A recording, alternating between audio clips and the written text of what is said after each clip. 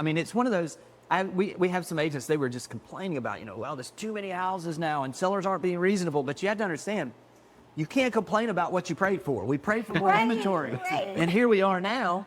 And we got people that were complaining we didn't have enough inventory. Now they're complaining we got too much inventory. I mean, it's never going to be perfect. Exactly. So the time It moves really, in mysterious ways. it absolutely does. And every single time, if you are willing to make adjustments, creates opportunities.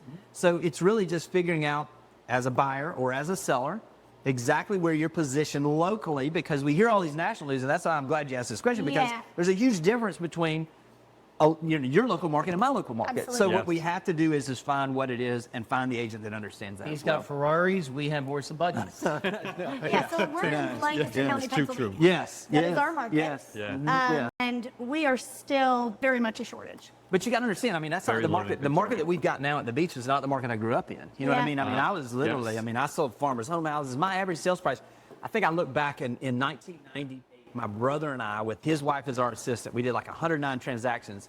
And our average sales price was like $69,000. Wow. So when we were doing everything, I mean, double wides, I mean, we were selling everything.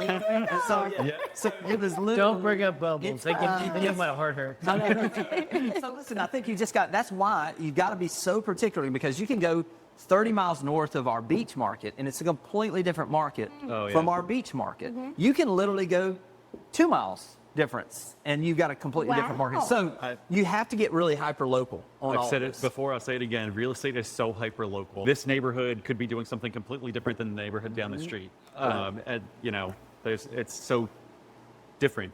So this in is each why spot. It's like a school district map. I mean, Yeah, like where we exactly. live, like Yes. we have, you could go into this one school district that's 10 miles away, but the home values are lower, but their taxes are higher, vice versa. There's just Exactly. little manipulations. It's like microclimates. It absolutely is, and that's why, I mean, if you're a buyer or seller, you need to have somebody, because listen, everybody hears the national news and it's a headline, but it doesn't necessarily apply to that local market. So you need an agent that understands that local market, and make sure that you're comparing those two, because sometimes they can be working in different directions and sometimes they can be coming together. So just understanding exactly, and it's not even just the local market, it's down to the neighborhood. I mean, we've got specific neighborhoods. We've got 3 specific neighborhoods that literally one of them is out of favor every 3 years.